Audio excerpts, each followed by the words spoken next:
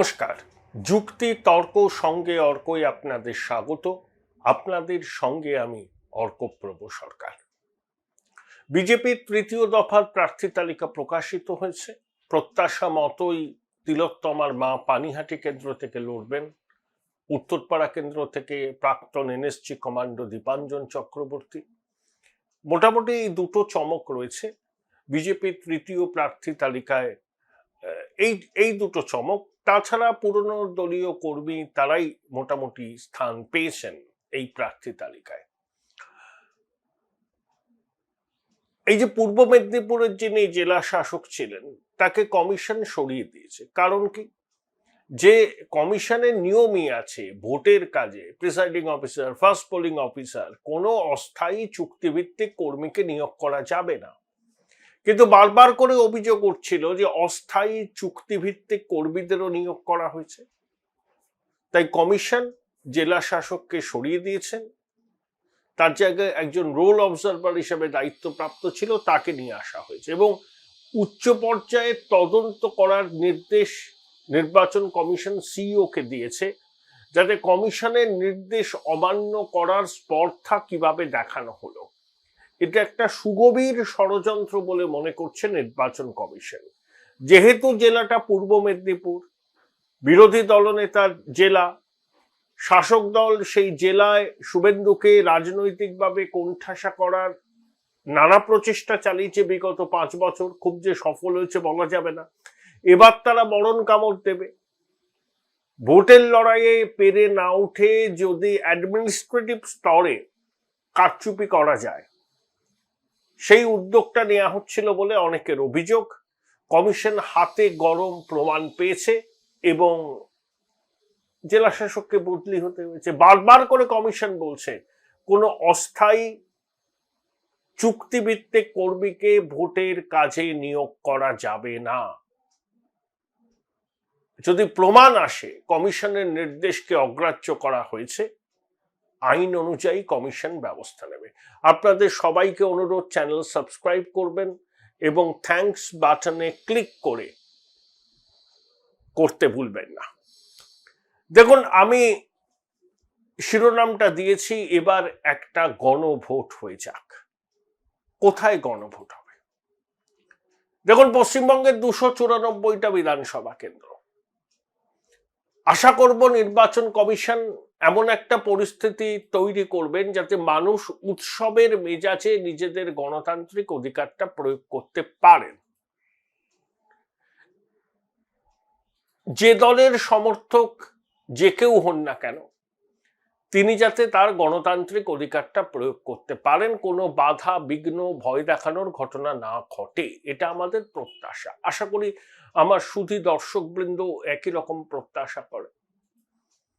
আমি নিজে কোনো রাজনৈতিক দল করি না, কিন্তু আমার নিজস্ব একটা মতামত আছে, আপনাদেরও আছে, এবং তারা সেই মতামতকে অগ্রাধিকার দিয়ে নিজেদের গণতান্ত্রিক অধিকার প্রয়োগ করবেন। অন্তত পশ্চিমবঙ্গের 293টি বিধানসভা কেন্দ্রে আমি বলবো আপনারা সেটাই করুন, এটা আমার অনুরোধ। কিন্তু একটা মাত্র বিধানসভা কেন্দ্র যেখানে আমি বলছি গণভোট হোক। কিসের বিরুদ্ধে গণভোট? নারী নির্যাতন, ধর্ষণের বিরুদ্ধে গণভোট, স্বাস্থ্যক্ষেত্রে নির্বিচার করাপশনের বিরুদ্ধে গণভোট, একটি বিশেষ পরিবার একটি বিশেষ নির্বাচনী কেন্দ্রে দীর্ঘদিন ধরে মাতব্বরি করছে, তাদের ফুলে ফেপে ওঠার বিরুদ্ধে গণভোট। সেই পরিবারের একজন বেআইনিভাবে চাকরি পেয়েছিলেন, চাকরি গেছে তার, সেই পরিবারের একজন প্রার্থী হয়েছেন, তাদের বিরুদ্ধে গণভোট। বুঝতে পারছেন কোন কেন্দ্রটার কথা বলছি? অবশ্যই পানিহাটি। পানিহাটিতে এবার গণভোট হোক দুর্বৃত্তরাজের বিরুদ্ধে এবং তিলোত্তমার ধর্ষণ ও হত্যার বিরুদ্ধে। তিলোত্তমার মা প্রার্থী হয়েছেন। একজন সন্তানহারা জননী আপনাদের দরজায় দরজায় আসবেন বিচার চাইতে। বিচারটা হোক গণতান্ত্রিক পদ্ধতিতে। তৃণমূল বলতে শুরু করে দিয়েছে, জানতামই তো বিজেপির পাতা ফাঁদে পা দেবেন তিলোত্তমার মা। পার্থ ভৌমিক বলেছেন যে মেয়ের হত্যাকাণ্ডের ফায়দা নাকি তুলতে চাইছেন এরা, এরকম শুনলাম একটা, মানে নিজেদের রাজনৈতিক উচ্চাশা পূরণ করার জন্য নাকি তিলোত্তমার পরিবার তাদের মেয়ের এই নারকীয় হত্যাকাণ্ডকে ব্যবহার করছেন। তৃণমূল ছাড়া এটা কেউ বলতে পারে না। সিপিএমও খুব পিছিয়ে নেই। সমাজ মাধ্যমে যেভাবে তিলোত্তমার মাকে কটাক্ষ করা হয়েছে, কার্যত গালমন্দ করা হয়েছে, এরকমই তো ভেবেছিলাম, ঠিকই তো, আমরাই তো আন্দোলন করেছিলাম।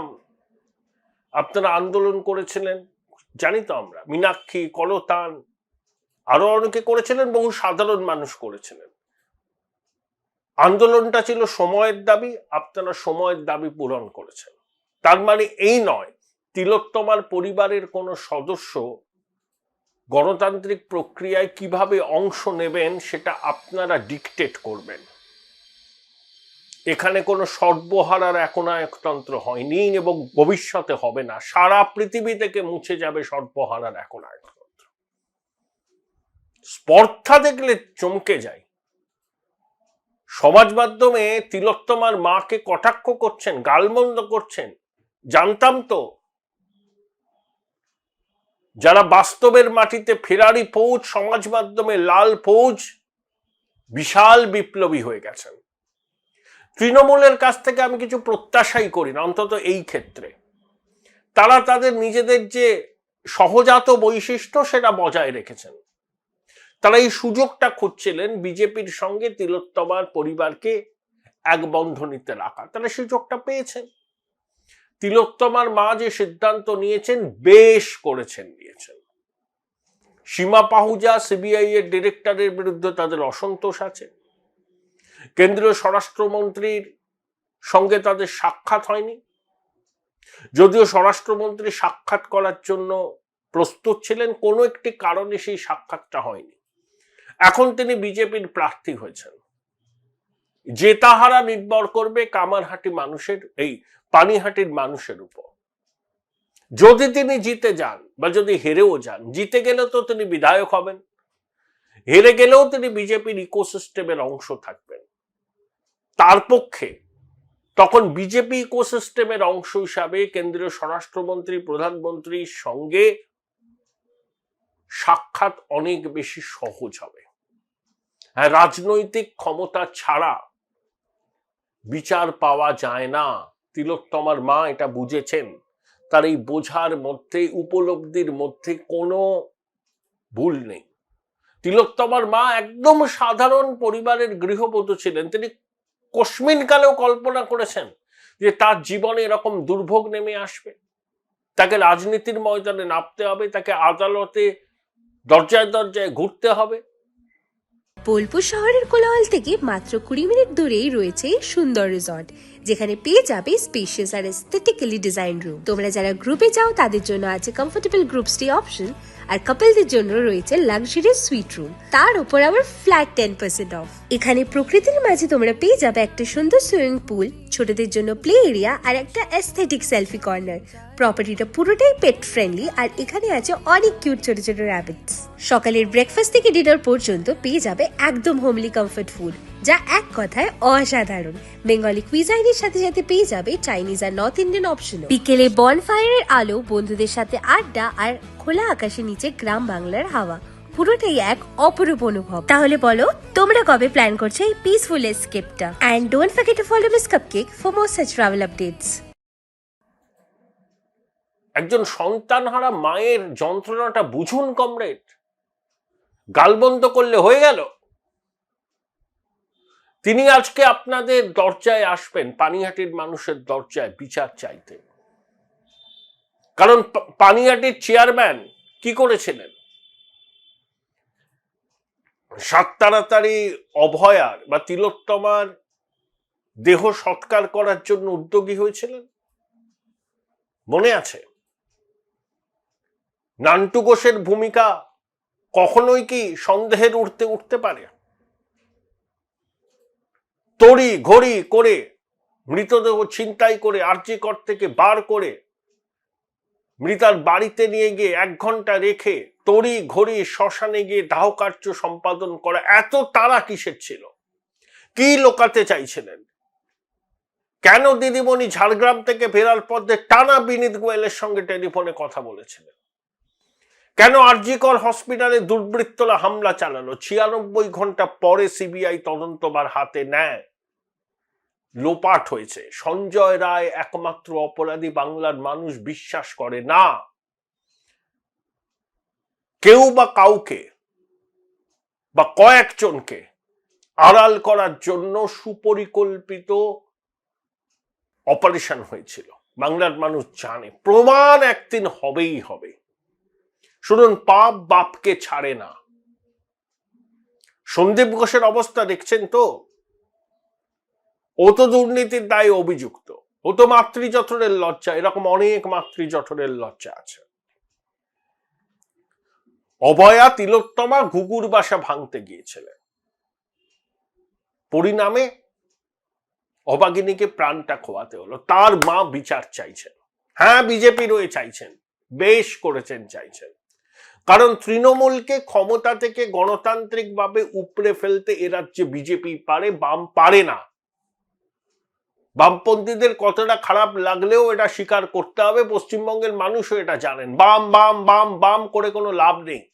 34 বছর রাজ্যপাট আপনারা সামলেছেন, আর নতুন কিছু দেওয়ার আপনাদের নেই পশ্চিমবঙ্গের মানুষের। 3.5 দশক সময়টা কম নয়। কমরেড, এটা বুঝুন। বাংলার মানুষ যদি পরিবর্তন চান, একমাত্র বিকল্প বিজেপি। এটা নিয়ে সামান্যতম সংশয় কারুর মনে থাকা উচিত নয়। তাই অভয়ের মা বিচার চাইছেন। তার দাবি, তৃণমূলী অপশাসনের বিরুদ্ধে বিচার চাইতে গেলে রাজনীতির অঙ্গনে নামতে হবে। সেক্ষেত্রে বিজেপি তার কাছে সব থেকে ভালো চয়েস। তিনি নেমেছেন। এটা গণভোটের চেহারা দিন। আমি সবাইকে বলবো, পানিহাটির মানুষদের, যারা ওই কেন্দ্রের ভোটার, দল দেখবেন না, ঝান্ডা দেখবেন না। একজন অভাগিনী মায়ের ন্যায় বিচারের দাবিকে সমর্থন করুন গণতান্ত্রিক পদ্ধতিতে। দুর্বৃত্ত রাজের অবসান ঘটায়। ওই পানিহাটির মাটি থেকেই প্রতিবাদের স্ফুলিঙ্গ উঠুক, যা ছড়িয়ে যাক সারা বাংলায়। রাত দখল দেখেছে মানুষ, স্বতঃস্ফূর্ত লাখো জনতা, নারী শিশু বৃদ্ধ নির্বিশেষে পথে নেমেছিলেন এই নারকীয় হত্যাকাণ্ডের প্রতিবাদে। এবার এসছে একটা গণতান্ত্রিক পদ্ধতিতে দুর্বৃত্তদের বিরুদ্ধে জবাব দেওয়া। তাই পানিহাটির মানুষকে আমি আবার বলবো, তৃণমূলের বন্ধুদেরও বলবো, যাদের বিবেক আছে, যাদের পরিবার আছে, যাদের কন্যা সন্তান পুত্র সন্তান আছে, তৃণমূলের ক্যাম্প অফিসে বসবেন, পোলিং এজেন্ট হবেন, কাউন্টিং এজেন্ট হবেন, ভোটটা দেবেন এই দুর্বৃত্ত রাজের বিরুদ্ধে, ন্যায় বিচারের পক্ষে। একজন হতভাগিনীর মায়ের বিচার যাতে হয়, অন্তত তিলোত্তমার আত্মা কিছুটা হলেও শান্তি পায়, সেটা নিশ্চিত করার দায়িত্ব আমার সহনাগরিকদের। অনেক রাত দখল করেছেন, মোমবাতি মিছিল করেছেন, এবার ভোটটা দিন। পানিহাটিতে পদ্ম ফুলে ভোট দিন। আমি করতানকে বলবো, খুব ভালো ছেলে, আপনার উচিত প্রতিদ্বন্দ্বিতা থেকে সরে আসা। ভোট কেটে শাসকের সুবিধা করবেন না। অন্তত এই একটি আসন থেকে সরে আসুন, নইলে কিন্তু আপনার জামানত বাজেয়াপ্ত হবে। এখানে পানিহাটির লড়াইটা তিলোত্তমার বিচারের দাবিতে লড়াই। গণতান্ত্রিক পদ্ধতিতে মানুষ ভোটাধিকার প্রয়োগ করে একবার বুঝিয়ে দিক যে প্রতিবাদ সচেতনতার ভাষা, প্রতিবাদের কণ্ঠস্বরকে কেউ দমাতে পারে না। সবাই আমরা তিলোত্তমার বিচার চাই। পানিহাটি থেকেই শুরু হোক পথ চলা।